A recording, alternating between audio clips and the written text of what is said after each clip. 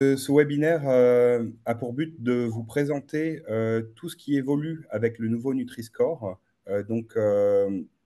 au niveau de la méthodologie. Donc, c'est pour ça qu'on a souhaité inviter le professeur Hackberg dans ce webinaire, et également les outils que fournit Open Food Fact, que vous fournit gratuitement Open Food Fact pour faire face à cette transition. Donc, d'abord, quelques petites règles de base. Donc, gardez votre micro muté pendant la partie de présentation. Vous pouvez échanger dans le chat. Et aussi important, si vous allez dans la barre du bas de la visioconférence, vous avez un bouton plus, ou en anglais more, et vous avez un espace de questions-réponses.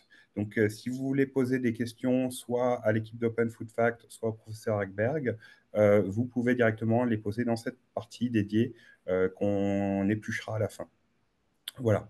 Donc, les intervenants, moi-même, donc je m'appelle Pierre Slamy, je suis cofondateur de l'association Open Food Fact.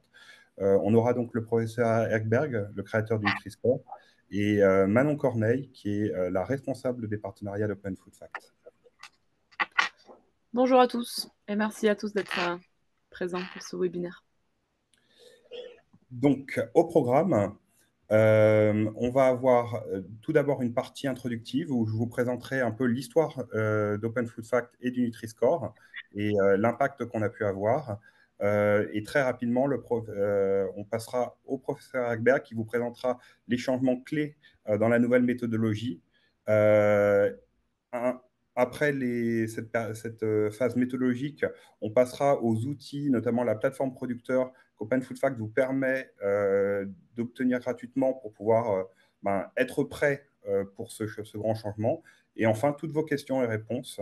Voilà, donc on essaiera de garder le maximum de temps pour les questions-réponses parce qu'on sait que vous en avez beaucoup.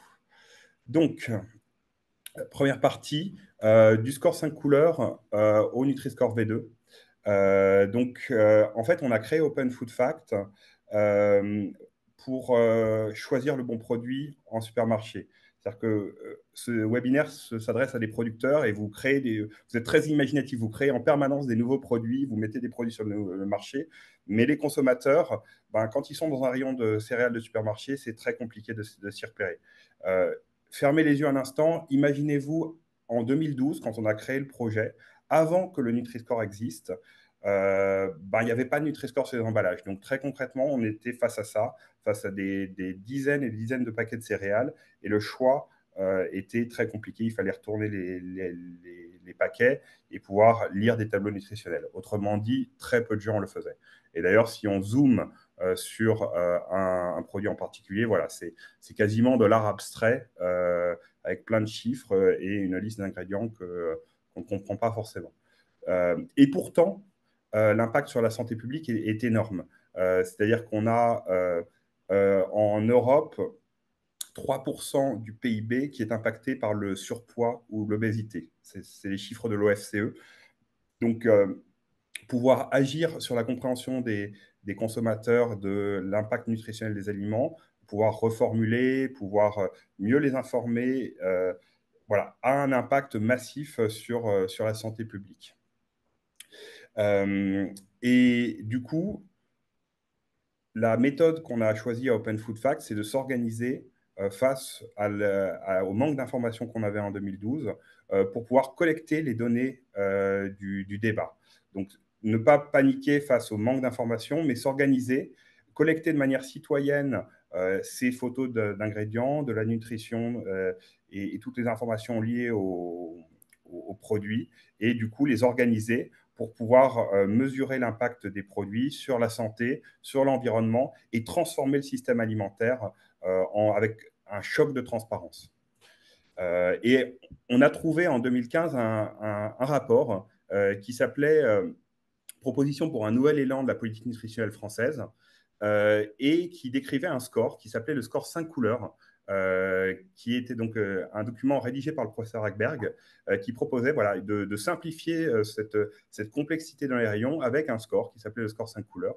Et du coup, on lui a demandé la formule Et on avait 10 000 produits à l'époque, et on s'est mis à les calculer sur les 10 000 produits qu'on avait collectés en France.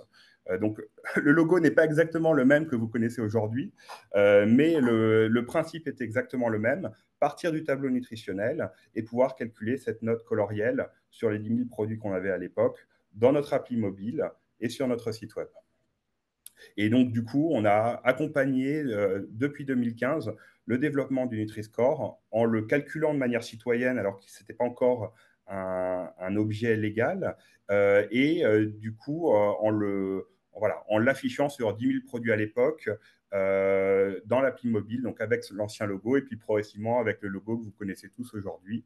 Et donc, désormais, avec la nouvelle formule du Nutri-Score V2.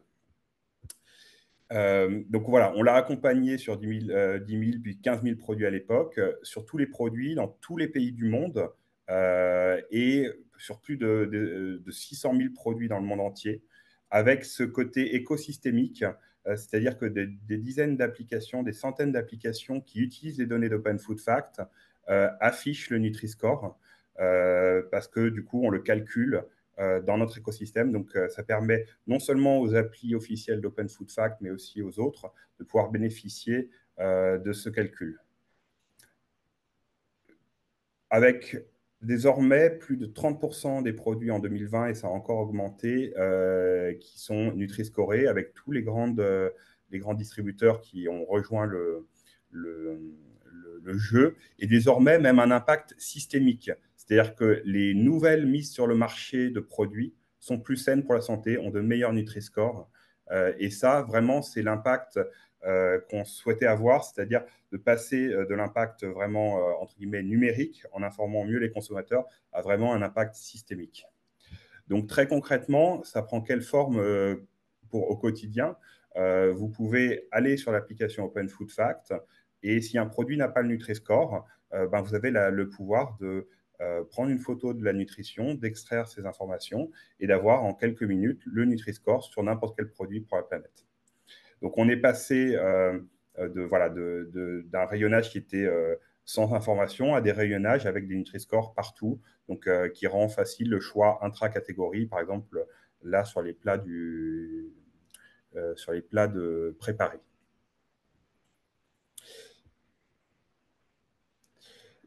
Voilà, donc maintenant, on va passer à la partie, maintenant que je vous ai présenté rapidement, on va passer à la partie méthodologique avec le professeur Agler. Merci beaucoup. Je vais essayer de partager mon écran.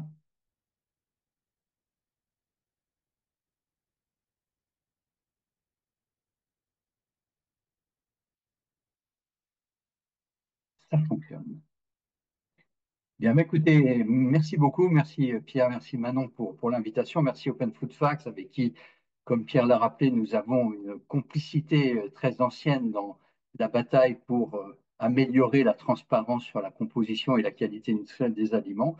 Et donc, merci de me donner l'opportunité de vous fournir quelques éléments d'information sur la mise à jour du Nutri-Score. Et peut-être, je voudrais simplement commencer par rappeler que, évidemment, cette mise à jour du Nutri-Score, ça n'est pas quelque chose de surprenant. C'est quelque chose qui était prévu dès la proposition du Nutri-Score et dès son adoption en 2017, qu'il y ait régulièrement un update du Nutri-Score prenant en considération des choses qui sont importantes et qui expliquent pourquoi il faut mettre à jour régulièrement les outils de santé publique. D'abord parce que la science évolue, donc il y a une évolution des connaissances scientifiques qui fournit plus d'informations sur les relations entre l'alimentation et la santé, qu'il y a une évolution du marché alimentaire avec de nouveaux produits qui apparaissent, avec également des reformulations de produits.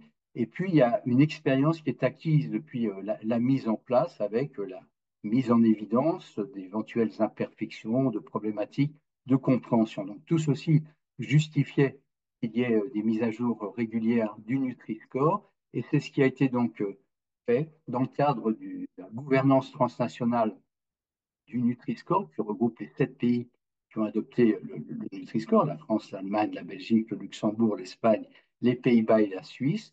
Et le comité de pilotage donc, européen du Nutri-Score a, en février 2021, mis en place un comité scientifique composé d'experts indépendants, sans lien, sans conflit d'intérêts, et issus des 7 pays qui ont adopté le Nutri-Score pour réfléchir à aux éventuelles modifications pour améliorer les performances du Nutri-Score. Et ceci aboutit en fait à 2 rapports qui ont été rendus en juillet 2022 et en 2023, alors à la fois sur les aliments généraux, d'autres rapports sur les boissons, des rapports qui sont extrêmement complets avec énormément de données scientifiques. Vous voyez, c'est des rapports volumineux, plus d'une centaine de pages avec de très très nombreuses références. Et quand vous regardez ces rapports dans lesquels vous trouverez tous les détails techniques sur la justification des modifications proposées et l'impact de ces modifications sur la classification des aliments, ce qui est intéressant, c'est de noter dans l'introduction le fait que le comité scientifique avait d'emblée, sur l'analyse des données du précédent Nutri-Score, estimé que l'algorithme du Nutri-Score fonctionnait déjà bien. Mais compte tenu des preuves scientifiques nouvelles, solides, de l'expérience acquise depuis sa mise en place, le comité scientifique a donc identifié des domaines pour lesquels ils ont considéré qu'il était nécessaire de renforcer l'efficacité du Nutri-Score dans sa capacité à classer correctement, encore plus correctement, la qualité nutritionnelle des aliments, notamment dans certains groupes alimentaires, de façon à être plus en conformité, plus en cohérence avec les recommandations nutritionnelles de santé publique qui sont adoptées dans les pays européens. Alors, qu'est-ce qui a été proposé comme modification? Alors, il y a différents types de modifications de l'algorithme. Elles ne sont pas fondamentales, ces modifications. Elles ne sont pas extrêmement importantes. Elles ne remettent pas en cause le mode de fonctionnement du calcul de l'algorithme, mais elles permettent d'affiner, de préciser certains points. Alors, ce qui a été fait, c'est que, d'abord, en ce qui concerne l'attribution des points aux composantes nutritionnelles, il y a eu pour les points négatifs un renforcement des points négatifs concernant le sucre, qui pénalisait les produits entre 0 et 10 points selon leur teneur en sucre dans la version initiale. Et là, avec la modification proposée, la pénalisation en fonction de la teneur en sucre des produits est passée de 10 à 15. De la même façon, pour le sel, il y a là encore eu un renforcement de la pénalisation. Il y avait jusqu'à présent 10 points négatifs attribués en fonction de la teneur en sel, 10 points maximum pouvaient être attribués si les produits avaient des teneurs en sel très élevées. Là, c'est passé de 10 à 20 points. Il y a eu également des petites modifications sur les points positifs, avec pour l'attribution des protéines jusqu'à présent qui attribuaient 5 points positifs, on est passé à 7 points, et par contre une limitation pour les protéines de la viande rouge qui ne peuvent plus bénéficier que de 2 points maximum de bonus. Et pour les fibres également, il y a eu une modification pour être plus en adéquation avec les références nutritionnelles européennes. Donc, toutes ces modifications d'attribution des points collent plus avec à la fois les nouvelles connaissances scientifiques qu'il fallait intégrer dans le calcul de l'algorithme, et également entre plus en conformité avec également les recommandations du règlement INCO, par exemple, au niveau européen. La deuxième modification qui a été faite, même si elle est légère, elle est impactante également, c'est au niveau des seuils, particulièrement sur les seuils entre A et B, où il y a eu un petit déplacement des points qui permettent donc de donner la couleur et la lettre correspondante. Enfin, il y a eu quelques modifications plus stratégiques qui ont été faites, notamment le fait que le lait, les boissons lactées, les boissons fermentées à base de lait et les boissons végétales, qui étaient inclus jusqu'à présent dans le calcul des aliments généraux pour le calcul du Nutri-Score, vont passer, et c'est légitime puisque ce sont des boissons, il était légitime qu'elles se retrouvent dans le mode de calcul de la catégorie des boissons, et donc non plus comme jusqu'à présent dans la catégorie des aliments généraux.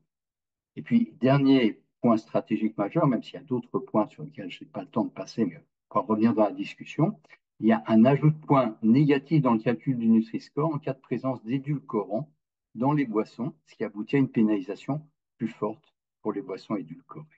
Donc, ces modifications, bien sûr, ont impacté la classification des aliments, avec, par exemple, pour les produits qui sont très sucrés ou trop salés, ils se retrouvent aujourd'hui classés moins favorablement. Si on prend l'exemple des céréales petit déjeuner, eh bien, celles qui ont des teneurs relativement élevées en sucre ne peuvent plus être classées en A, ce qui était le cas par exemple des chocs à pic ou des céréales Nesquik qui avaient réduit leur taux de sucre au cours du temps, rajouté également des ingrédients qui apportaient plus de fibres, notamment le blé complet, et qui se retrouvaient classés A, c'est-à-dire au même niveau que des muesli ou des granolas qui ne contiennent pas du tout de sucre ou très peu de sucre, alors que ces produits pouvaient contenir 20 à 22 grammes de sucre pour 100 grammes.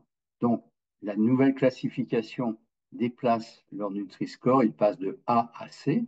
Alors, ça permet de discriminer avec des céréales qui ont moins de sucre, mais d'un autre côté, ça reconnaît également l'effort des industriels, puisque ces produits avec 20 ou 22 grammes de sucre en C se retrouvent mieux classés que leurs concurrents qui n'ont pas fait l'effort de reformulation et la réduction du taux de sucre de leurs produits, qui ont 30, 40, voire 50 grammes de sucre pour 100 grammes. Les produits laitiers sucrés, d'une façon générale, je parle des produits solides, sont moins favorablement classés et on a aujourd'hui une meilleure discrimination pour les noix, les graines, évidemment sans sel ni sucre ajouté, qui pour la plupart sont classés en A ou B, alors que leurs équivalents dans des versions salées et ou sucrées sont en moyenne en C, voire même en D. Donc, il y a là aussi une légitimité, une cohérence dans ce nouveau classement. En ce qui concerne également les matières grasses ajoutées, il y a des conséquences puisque les huiles et matières grasses qui ont de faibles teneurs en acides gras saturés, l'huile d'olive, de colza, de noix, l'huile de tournesol oléique, se retrouvent classées en B, elles passent de C à B, tandis que les autres huiles sont classées en C ou D en fonction de leur teneur en acides gras saturés et que les matières grasses animales comme le beurre, elles, restent classées en E. Les plats composés, c'est-à-dire les plats prêts à manger, les pizzas, etc., sont classés moins favorablement. Elles vont passer en moyenne des classes A et B dans la version initiale, aux classes B, C ou même D pour certaines catégories, notamment pour les pizzas. Donc là encore, il y a un déplacement vers un moins bon classement pour des produits qui contiennent tout de même des quantités de graisse et de sel assez importantes. On a également, grâce aux modifications faites par le comité scientifique, une amélioration de la différenciation entre les aliments complets, qui sont riches en fibres, et les produits raffinés. C'est vrai notamment pour les pains, les pâtes, le riz. Pour le pain, par exemple, on a une meilleure discrimination entre les formes complètes, qui sont principalement, en très grande majorité, classées A, et les produits qui, eux, utilisent des céréales raffinées, qui se répartissent entre B et C, en grande majorité en fonction, en grande partie liée aux différences de teneur en sel. La viande rouge, puisque je vous ai expliqué que les bonus en protéines étaient plus limités pour les viandes rouges, se retrouvent moins bien classés et se retrouvent globalement dans des classes de notes inférieures à celles de la volaille et du poisson. Pour les poissons gras, sans ajout de sel ou d'huile, bien sûr, ils se retrouvent mieux notés, donc dans les catégories essentiellement A et B. Enfin, une modification au niveau des fromages, puisque les fromages à pâte dure à faible teneur en sel, comme l'emmental, passent de D à C, les autres restant D ou E, en fonction de leur teneur en sel et en acides gras saturés, donc ce qui permet une meilleure différenciation dans les fromages entre ceux qui sont sur le plan nutritionnel un peu moins riches en graisses saturées et en sel que les autres. Alors, l'autre élément important dans l'impact des modifications proposées, c'est ce qui concerne les boissons. Je vous ai dit qu'il y avait à la fois une modification qui a fait l'objet d'un rapport spécifique sur les aliments généraux, et puis il y a un rapport spécifique qui a été fait sur les différentes boissons, puisque le mode de calcul, même dans sa version initiale, différenciait la façon d'aboutir à classer les aliments s'ils étaient solides ou liquides. Alors, quels sont les grands impacts des modifications qui ont été proposées? Alors, pour l'eau, elle reste, comme c'était déjà le cas initialement, la seule boisson classée dans la catégorie Nutri-Score A. Toutes les autres boissons, y compris celles qui sont à faible teneur en catégorie vont se retrouver classés entre B, C, D ou E. La classification actuelle des jus de fruits a été maintenue. Ils sont en grande majorité en C, certains pouvant se retrouver en B lorsque les modes de production aboutissent à choisir des fruits moins sucrés, et certains peuvent se retrouver en D ou en E si les teneurs en sucre sont très élevées. L'impact, par contre, qui est nouveau, c'est que les boissons sucrées qui ont des faibles teneurs en sucre, moins de 2 grammes pour 100 millilitres, elles qui se retrouvent mélangées avec les autres boissons sucrées, c'est-à-dire classées entre C, D ou E, passent en Nutri-Score B, tandis que celles qui continuent à avoir des quantités élevées de sucre sont bien sûr maintenues en D et en E. Enfin, je vous expliquais qu'il y avait une pénalisation spécifique qui avait été rajoutée pour les boissons qui contiennent des édulcorants, qui se retrouvent donc plus pénalisées, elles seront plus classées en B, ce qui était le cas jusqu'à présent, et elles passent au moins dans la classe C, voire en D ou en E, pour celles qui contiennent à la fois des édulcorants et du sucre. Enfin, pour les boissons à lactées, d'une façon générale, il y a beaucoup aussi d'impact. Les boissons lactées sucrées, les laits aromatisés, dont une grande majorité se retrouvaient en A ou en B, tout simplement parce que le mode de calcul les considérant comme du lait, et le lait était à l'époque considéré comme un aliment général et non pas un aliment liquide, elles bénéficiaient d'un mode de calcul moins pénalisant. Cette fois, les boissons lactées sucrées, les laits aromatisés, passent de A à B à, ce qui est légitime, un classement moins favorable, principalement en D ou en E. Alors, certaines boissons à faible teneur en sucre, elles peuvent se retrouver mieux classées, mais celles qui contiennent des quantités de sucre importantes se retrouvent légitimement dans des positions moins favorables. C'est le cas également pour les boissons fermentées à base de lait, notamment les yaourts à boire sucrés et aromatisés. Ils ne sont plus classés en A, ce qui était le cas jusqu'à présent pour la même raison que je vous ai décrite, tout simplement parce que leur mode de calcul était celle des aliments généraux et non pas des boissons, et donc ils bénéficiaient d'avantages qui ne sont pas cohérents et légitimes.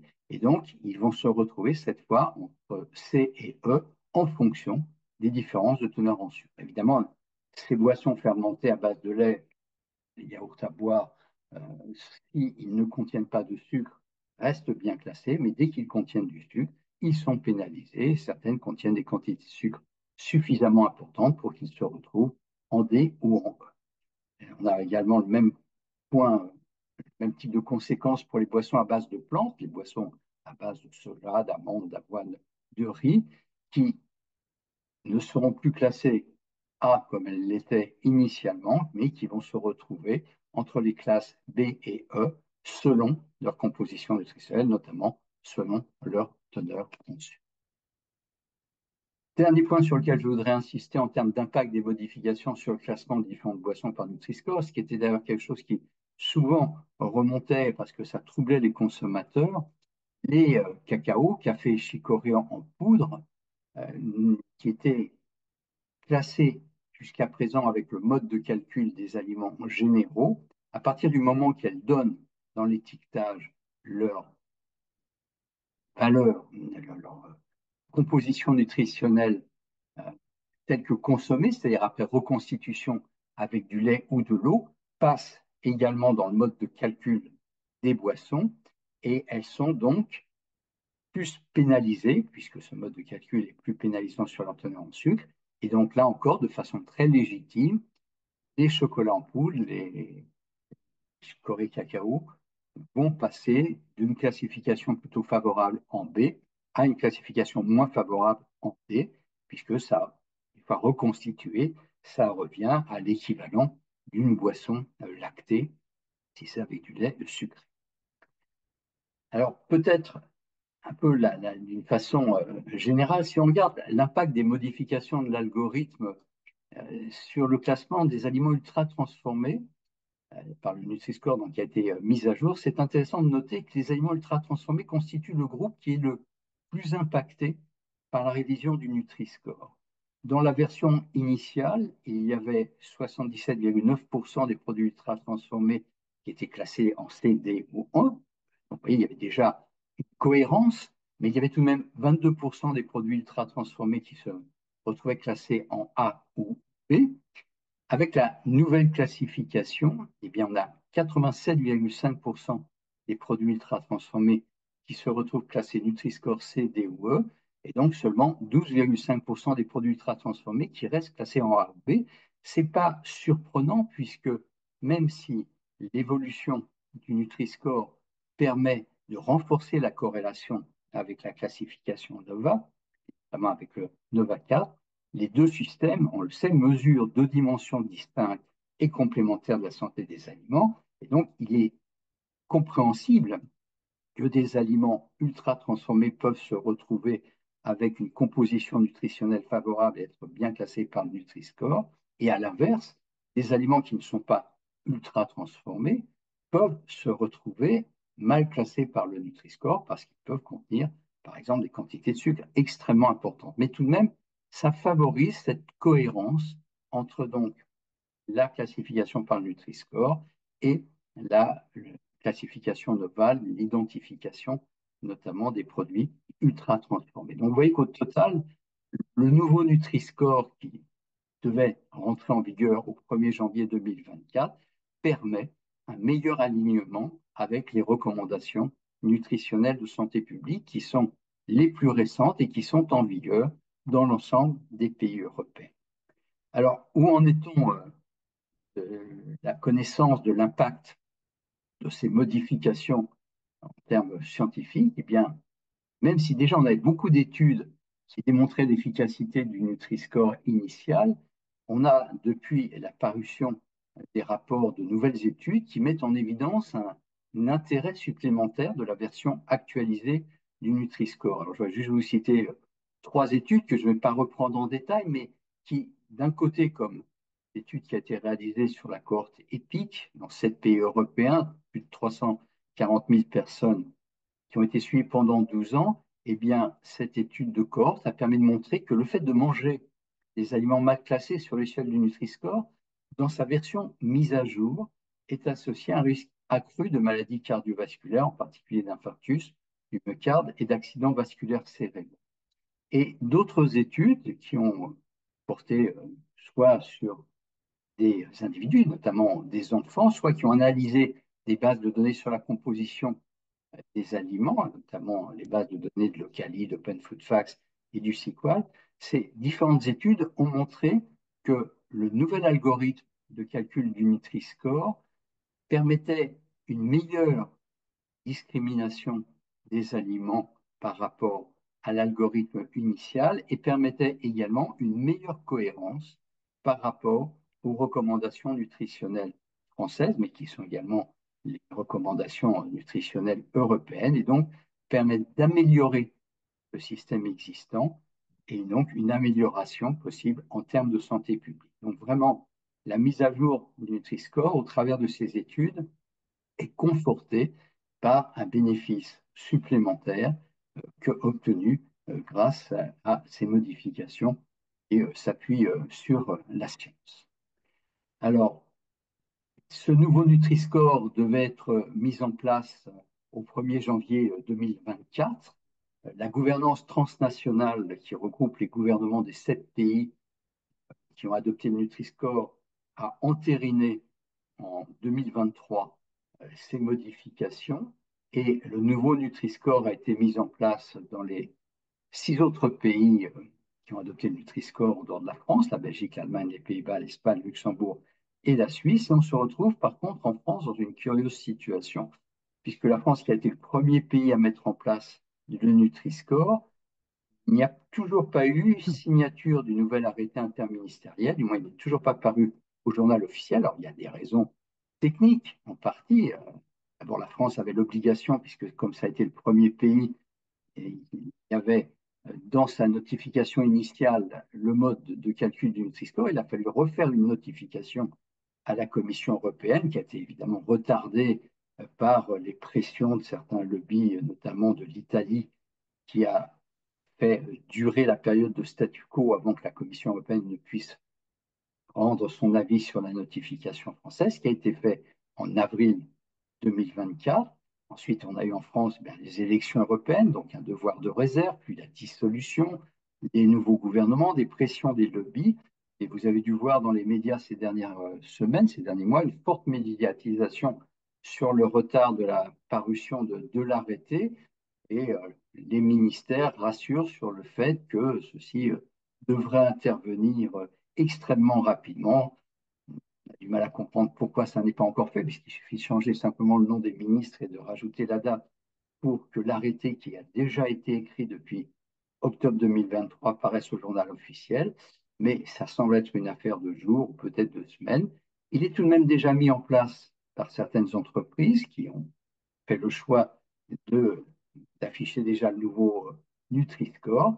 Il a suscité aussi, alors c'est un nombre rare, mais même décevant de sociétés, certaines réserves sur le nouveau Nutri-Score. C'est le cas de Danone qui s'est retiré du Nutri-Score ou de Planet Score, mais vous avez vu également qu'il y a eu également de forte médiatisation pour dénoncer un peu ce retrait qui ne s'explique pas pour d'autres raisons que d'un intérêt de marketing et une absence un peu de respect de la volonté de transparence demandée par les consommateurs.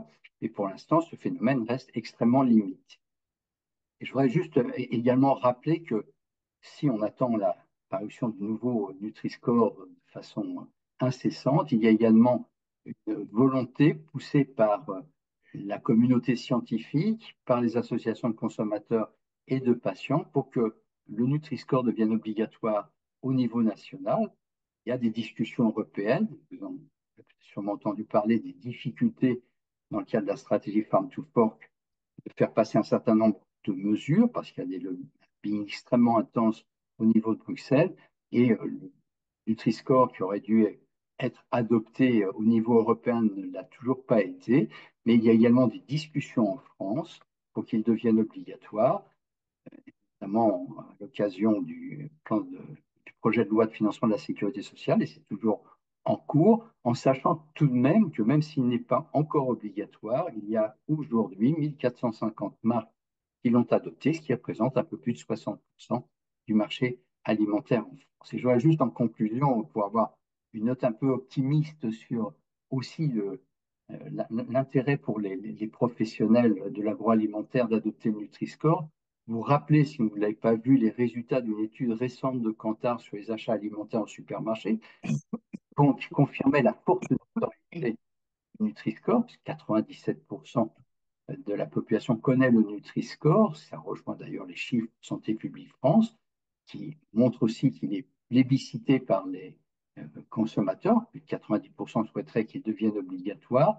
Et il impacte les choix et une source d'information pour une grande partie des consommateurs. Mais je voulais juste attirer votre attention sur ce graphique qui montre l'évolution des achats alimentaires donc en supermarché. Alors évidemment, les produits bien notés sur Nutri-Score, par Nutri-Score se sortent mieux que les autres produits, même dans un contexte économique difficile.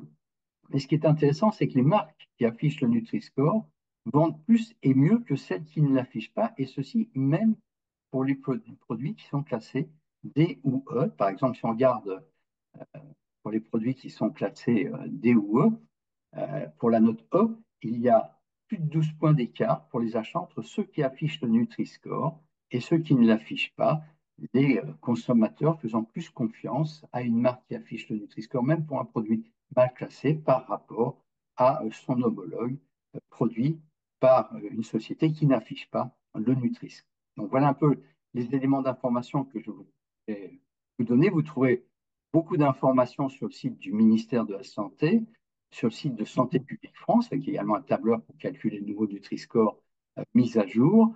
Sur notre blog, et vous pouvez trouver beaucoup d'informations générales sur l'histoire et l'évolution du Nutri-Score sur notre blog universitaire. Vous pouvez vous abonner bien sûr gratuitement et vous aurez le lien avec les rapports dans lesquels vous trouverez tous les détails techniques sur les modifications du Nutri-Score. Et puis bien sûr, Open Food Facts qui met à disposition gratuitement une plateforme qui permet justement à la fois de bien comprendre comment modifier le Nutri-Score dans sa nouvelle version, voire l'améliorer. Voilà les éléments que je voulais vous donner. Je vais donc rendre la parole à Pierre et à Manon. Merci beaucoup, professeur Hagberg. C'était très intéressant, très complet. Alors, à mon tour, donc moi je vais prendre la main pour enchaîner sur la partie pratique. Alors, est-ce que vous voyez bien mon écran? Oui. Oui, très bien, merci beaucoup. Donc, Manon Corneille, je me suis présentée un petit peu tout à l'heure, mais pour les fabricants qui sont dans la salle, je suis donc votre point de contact principal pour interagir avec Open Food Facts. Donc, n'hésitez pas à noter mon email à la fin de la présentation. Alors, donc Open Food Facts, nous avons développé en 2019 une plateforme dédiée aux fabricants pour justement vous permettre d'importer des données de manière un petit peu plus massive, parce que la contribution sur la plateforme publique, c'est pratique pour les consommateurs, mais quand on a un portefeuille de produits de 300 produits, le tableur Excel ou d'autres systèmes sont souvent plus pratiques. Donc, grâce au soutien de Santé publique France, on a développé cette plateforme qui se présente un petit peu comme un back-office pour les fabricants. Donc, ça vous permet d'ajouter vos produits, ajouter des photos, d'avoir accès aussi à des outils d'analyse pour faire des comparaisons sur vos produits.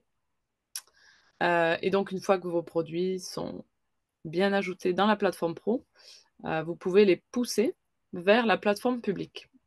C'est comme ça que ça fonctionne. Il y a plusieurs manières d'ajouter de l'information dans Open Food Facts. Je ne vais peut-être pas m'attarder trop là-dessus. On pourra en parler si vous êtes intéressé en discussion directe. Donc, les avantages d'ajouter vos produits, le premier, c'est de présenter des produits qui soient à jour. Donc, on a bien compris que c'était très important, à la fois pour les consommateurs, mais aussi pour les chercheurs et pour les applications mobiles qui réutilisent des données. Donc, présenter des données à jour, des packshots jolis qui représentent vos produits de la manière la plus fidèle. Donc, ça vous permet de maîtriser la donnée. En ajoutant vos produits via la plateforme pro, vous verrouillez cette donnée. Ça vous donne la possibilité. Enfin, les consommateurs ne peuvent plus altérer ces données. Donc, il y a aussi cette fonctionnalité de protection qui est souvent appréciée. Ensuite, comme l'a dit Pierre tout à l'heure, aujourd'hui, il y a un écosystème d'un peu plus de 300 applications mobiles dans le monde entier qui utilisent Open Food Facts comme base de données principale. Donc, en mettant à jour vos informations sur Open Food Facts, vous vous assurez aussi de présenter des données fiables à tous ces autres acteurs. Je vous en parle tout de suite après, mais la plateforme Pro vous permet d'identifier des opportunités d'amélioration de vos Nutri-Score. Donc, on a mis en place des outils gratuits, donc toujours gratuits, pour vous permettre d'identifier quels nutriments ajuster pour optimiser vos Nutri-Score. On propose aussi des comparaisons aux valeurs moyennes de la catégorie de vos produits. Donc, je vous montre ça tout à l'heure. Et ensuite, c'est aussi l'occasion de devenir un petit peu leader et de prendre les sujets de transparence alimentaire, prendre ce sujet par les cornes et de vous positionner en tant que pionnier là-dessus. C'est aussi l'occasion d'aider tous les chercheurs, comme le professeur Hagberg, parce qu'en participant à cet effort de collection de la donnée ouverte, vous permettez à de nombreuses équipes de recherche de pouvoir faire des travaux avec des données précises et à jour. Et ça vous permet également de bénéficier des outils de comparaison, d'analyse concurrentielle qu'on peut avoir sur la plateforme. Voilà, donc n'hésitez pas à nous rejoindre. Je sais qu'il y a pas mal de personnes dans la salle qui sont déjà sur la plateforme. Donc merci à vous pour votre transparence. Et donc sans plus attendre, on va passer sur la plateforme Pro. Alors, est-ce que vous voyez toujours mon écran? Je suppose que oui. Ok, très bien. Les écritures sont pas trop petites. Ça va? Je suis sur un grand écran.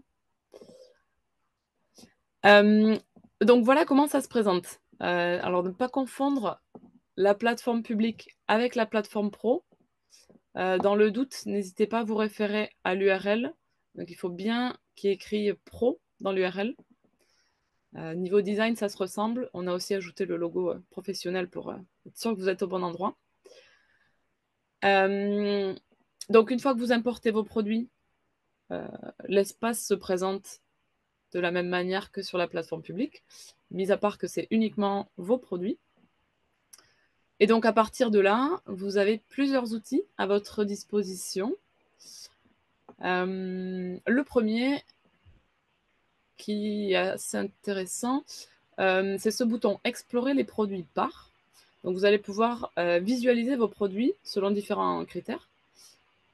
Donc aujourd'hui, le thème étant Nutri-Score, on va pouvoir visualiser son portefeuille de produits par Nutri-Score, tout simplement.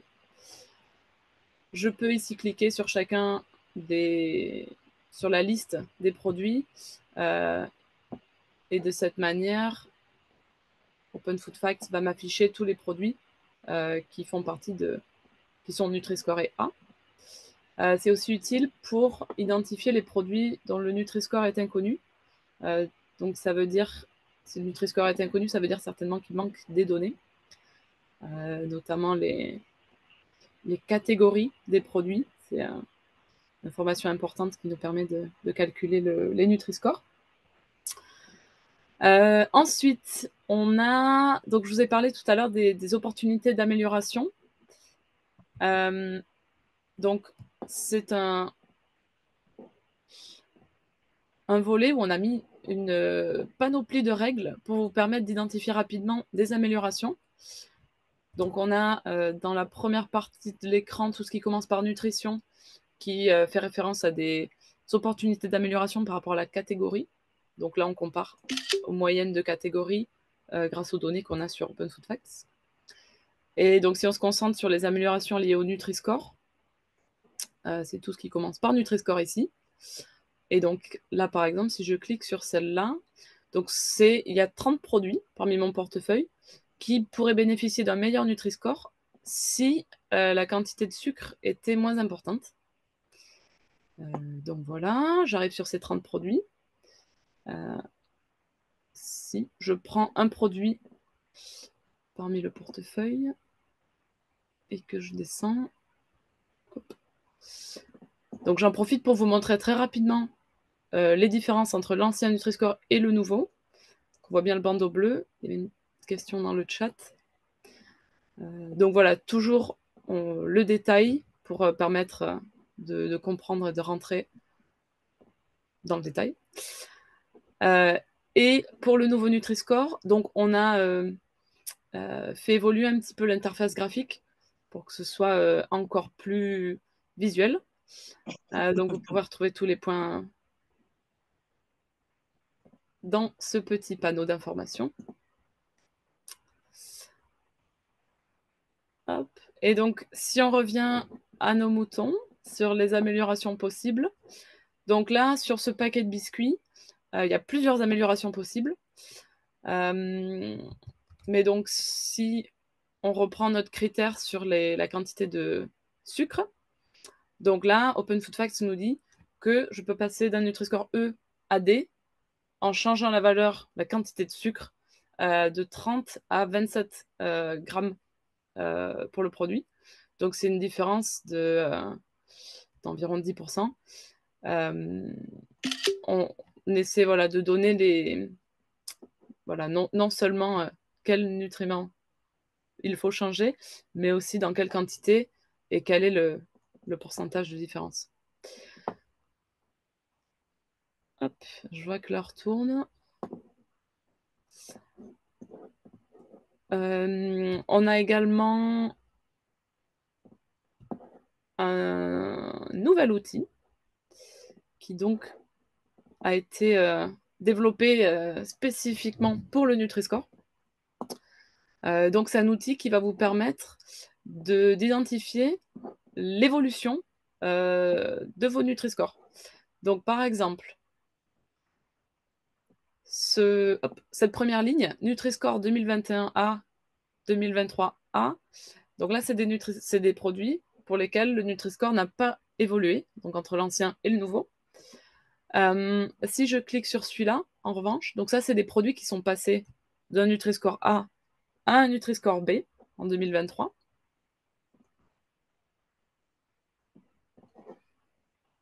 Et ainsi de suite. Hop. Je reviens rapidement. Donc voilà, B, C, D, D, D. Vous pouvez explorer toutes les évolutions. Et donc, une fois que je suis sur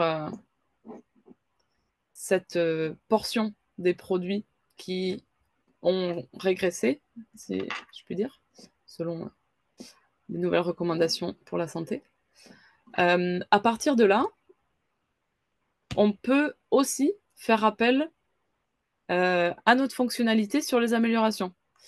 Donc là, si je viens taper dans la barre dans l'URL amélioration possible et que je fais entrer, donc là, je vais avoir les améliorations possibles sur cette portion de mon portefeuille. Donc ça permet voilà, de travailler sur ces produits de manière un petit peu plus précise. J'aurais encore plein de choses à vous montrer, mais malheureusement, je pense que ce sera un petit peu plus productif si je laisse la place aux questions. Je reste disponible pour tous ceux qui voudraient explorer la plateforme un peu plus en détail, notamment les analyses comparatives ou la possibilité de faire des graphiques sur vos portefeuilles de produits. N'hésitez pas, je vais mettre mon email dans le chat et puis je pense que c'est plus raisonnable. Tu es d'accord, Pierre? Hop. Donc, on a effectivement beaucoup de questions dans le chat. Donc, j'invite le professeur Hagberg aussi à remonter sur scène. Donc, on a des questions concernant des points précis de la méthodologie, des questions aussi sur le nouveau logo. Donc, on peut commencer à en prendre.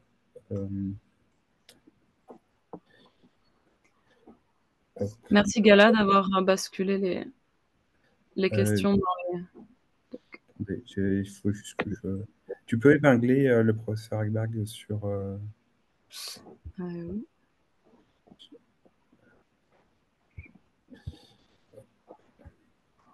Alors, donc on avait une question de Stéphane. En parlant de catégorie, les coulis de fruits répondent-ils de la catégorie aliments généraux ou de la catégorie boissons? Alors, les coulis de fruits sont, à mon avis, je ne peux pas trop rentrer dans les détails techniques, ça, il faudra voir directement avec Santé publique France, mais c'est plus un aliment général, ça n'est pas destiné à être consommé comme une boisson.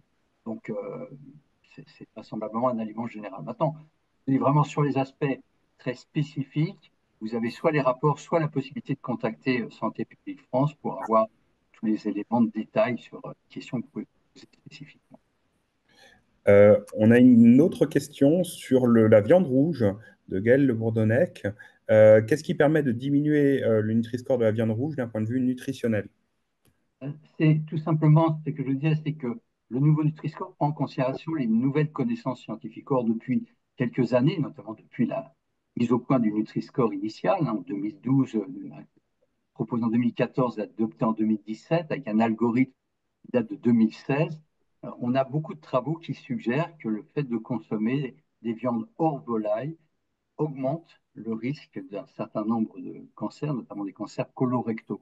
Donc c'est sur la base de ces travaux scientifiques qu'il était considéré comme valide de pouvoir discriminer dans les sources de produits animaux les viandes hors volaille, des volailles, du poisson et donc éventuellement des œufs. Donc c'est vraiment sur la base des connaissances scientifiques.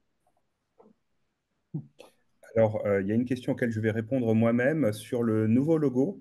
Donc, comment distinguer le nouveau logo Nutri-Score par rapport à l'ancienne version sur les packaging? Donc ça, vous avez probablement vu dans la présentation ce bandeau bleu nouveau calcul, donc qui est un bandeau optionnel, mais voilà, que vous pouvez mobiliser pour que ce soit parfaitement clair. Du coup, ça sera une option de pouvoir mettre nouveau calcul afin de signaler à vos consommateurs que vous avez fait la transition et du coup d'ôter toute ambiguïté possible entre nouveau calcul et ancien calcul. C'est un logo de transition.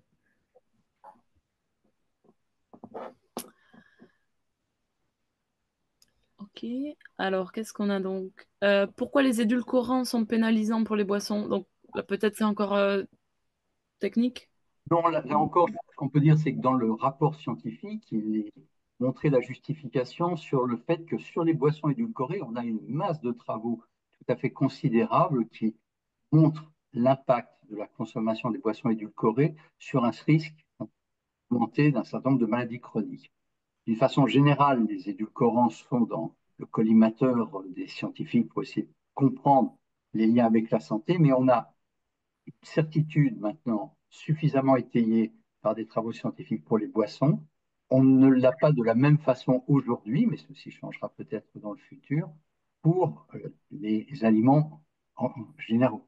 Donc, là encore, c'est sur la base des travaux de recherche existants qu'a été fait ce choix, mais ça montre bien que dans les années qui viennent, d'autres mises à jour devront avoir lieu. Et s'il y a une démonstration encore plus étayée demain qu'aujourd'hui sur l'impact des édulcorants sur les aliments solides, à ce moment-là, il y aura de nouvelles modifications qui sont proposées. Je vous rassure, il n'y aura pas des modifications tous les ans, hein, mais tous les 3 ou 4 ans, ou au fil de l'eau, si vraiment il y avait des connaissances scientifiques nécessitaient un réajustement de façon extrêmement rapide.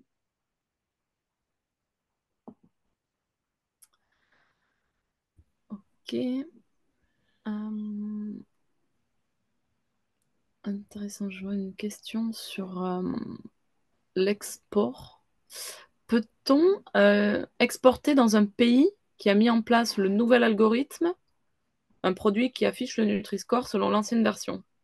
Alors, c'est en effet une question qui se pose pour beaucoup d'industriels qui se plaignent aujourd'hui du retard de la mise en place du Nutri-Score en France, puisqu'en effet, dans d'autres pays, théoriquement, pas théoriquement, pratiquement, c'est le nouveau Nutri-Score qui est en place et on ne peut a priori pas fournir un produit qui ne s'appuie pas sur le nouveau Nutri-Score. Donc, euh, beaucoup d'industriels, et je pense que si vous êtes dans ce cas-là, n'hésitez pas le faire remonter auprès des ministères s'il y a de l'arrêter, la santé, l'agriculture, l'économie et les finances, pour que soit résolu ce problème, puisqu'il y a là une véritable incohérence et des problèmes juridiques qui peuvent être posés.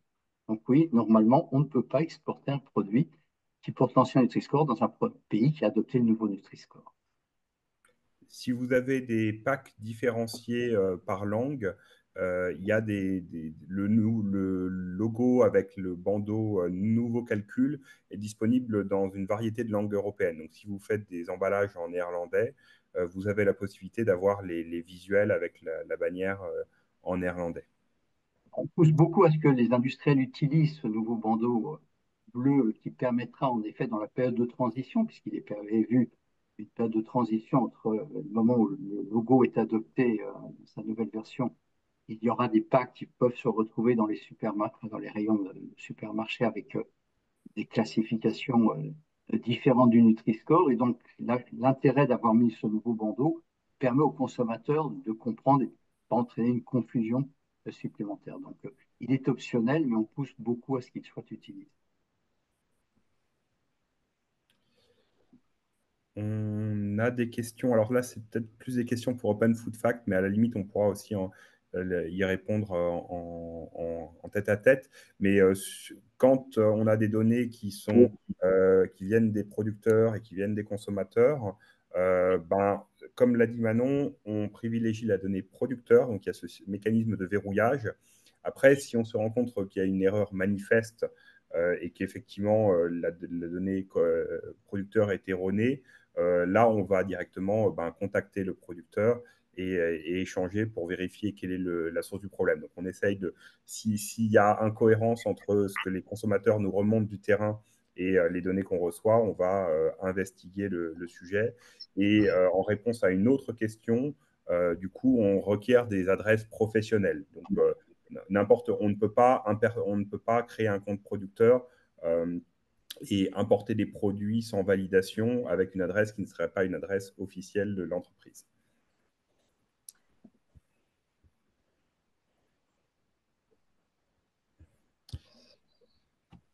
Une question aussi, pourquoi on ne différencie pas les différents types de sucre dans le calcul du Nutri-Score? Tout simplement parce que la donnée n'est pas disponible. C'est-à-dire, le Nutri-Score, dans sa version initiale, sa nouvelle version, utilise toujours les données qui existent sur le tableau obligatoire sur la face arrière des emballages des aliments. Il ne donne que le sucre, les sucres, mais pas ni les sucres ajoutés, ni les différents types de sucres. Donc, jusqu'à présent, Nutri-Score s'appuie sur la donnée existante et n'a pas la différenciation. Si la législation européenne change dans le futur, évidemment, là, il y aura des adaptations qui seront possibles, notamment pour prendre en considération plutôt les sucres ajoutés que les sucres totaux. On a des questions autour de la toxicologie, en gros. Il y a une question sur la contamination au mercure des gros et des petits poissons. Et puis, la question de est-ce que le Nutri-Score a vocation dans le futur à prendre des données toxicologiques? Alors, le Nutri-Score, c'est un logo nutritionnel, hein, c'est-à-dire ça renseigne sur la qualité nutritionnelle basée sur la composition nutritionnelle. Ça ne recouvre pas toutes les dimensions santé des aliments, ça ne recouvre pas l'ultra-transformation, la présence des additifs, des contaminants, des résidus de pesticides. Alors, ce n'est pas parce qu'on ne peut pas, mais il est difficile d'agréger l'ensemble de ces données dans un algorithme unique parce que ce sont des dimensions différentes qui sont parfois contradictoires et puis on risque de le moyenner. Alors, certaines applications le font, mais il n'y a aucune base scientifique. Et si on était aujourd'hui capable d'agréger des données sur les contaminants, sur les pesticides et sur la qualité nutritionnelle dans un seul logo, bien évidemment, nous l'aurions fait, l'OMS l'aurait fait, les comités d'experts dans le monde l'auraient fait. Donc, non, ça ne renseigne pas sur les données toxicologiques. Il faut qu'il y ait d'autres informations en parallèle. Mais le Nutri-Score, c'est comme tous les autres logos nutritionnels. On ne peut pas lui donner plus qu'il ne peut apporter. Il informe sur la composition nutritionnelle et c'est déjà beaucoup, puisque je vous rappelle, j'en ai cité un exemple, mais beaucoup d'études montrent que le simple fait de manger des aliments mieux classés sur l'échelle du Nutri-Score réduit le risque de maladie. Bien sûr, si on rajoute d'autres éléments d'information sur la transformation, sur les résidus de pesticides, etc., on devrait avoir encore un effet optimisé pour la santé. Mais le Nutri-Score, comme tous les logos nutritionnels, c'est uniquement la composition et la qualité nutritionnelle.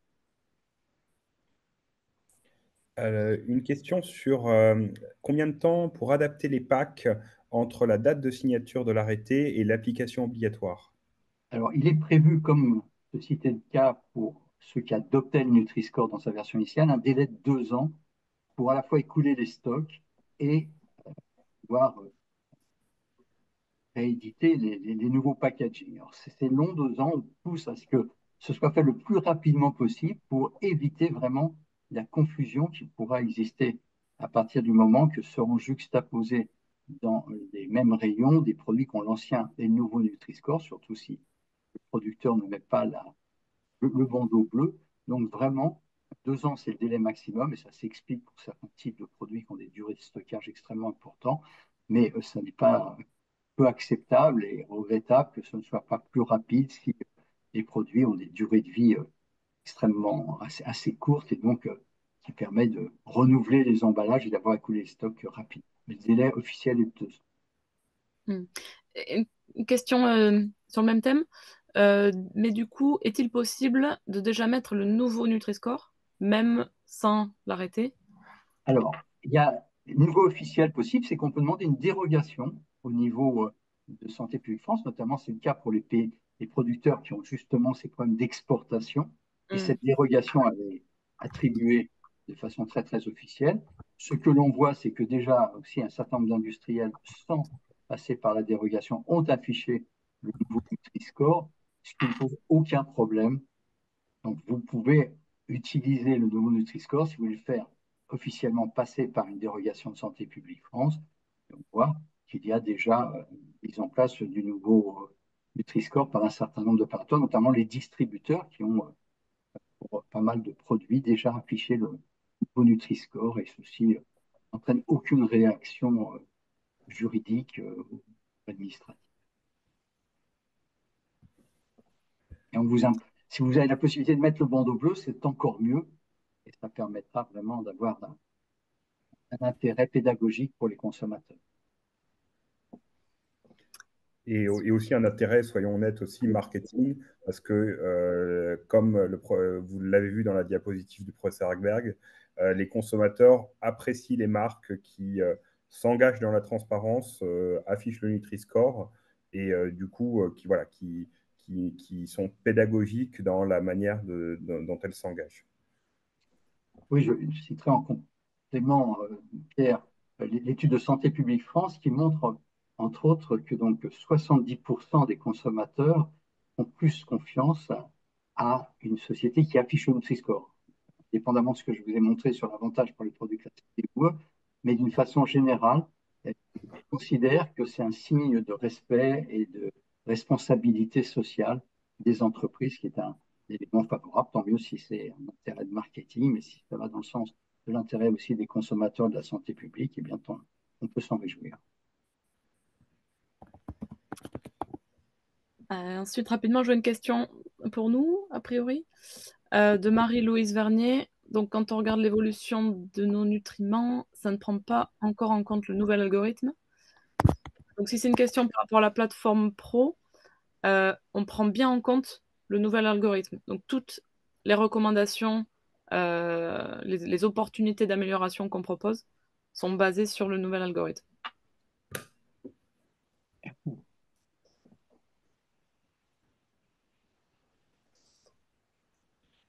Bon, je vois qu'il est 11h35, on a déjà dépassé de 5 minutes.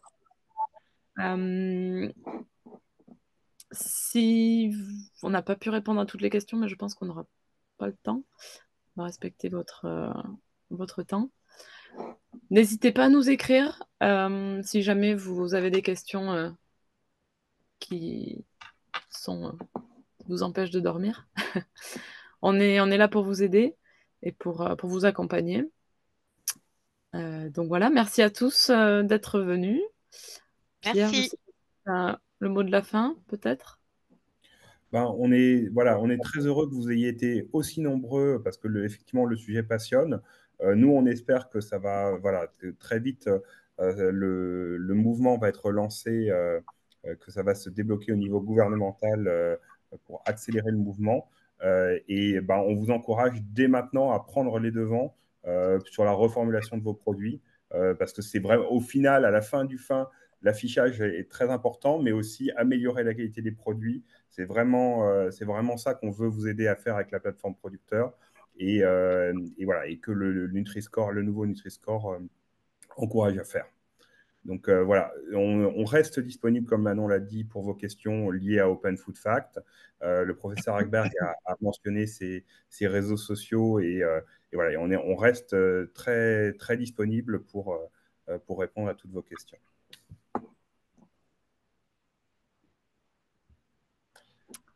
Bonne matinée et très bon week-end.